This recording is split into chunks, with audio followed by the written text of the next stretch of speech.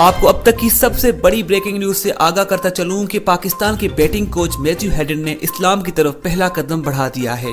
जी हां दोस्तों, मोहम्मद रिजवान के इस्लामी उसूलों से मैथ्यू हेडन भी मुतासिर।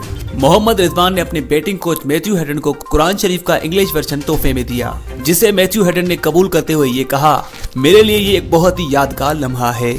मैं इस्लाम के बारे में जानने के लिए बहुत बेताब हूँ, मगर मैं इस किताब को रोजाना थोड़ा थोड़ा करके पढ़ूंगा। मुझे पता है कि इस्लाम एक पाक और पुरअमन मजहब है। मोहम्मद रिजवान के इस तोहफे पर मैथ्यू हेडन ने उनका बहुत शुक्रिया अदा किया। दोस्तों, हमारी भी यही दुआ है कि मोहम्मद रिजवान की दावत पर अल्लाह ताला मैथ्यू हेडन के दिल में हिदायत दे ताकि वो इस्लाम कबूल करे। आमीन। अगर आपको भी मोहम्मद रिजवान का ये अमल पसंद आया है तो मोहम्मद रिजवान के लिए नीचे कमेंट सेक्शन में एक प्यारा सा जुमला जरूर लिखें। Thanks for watching.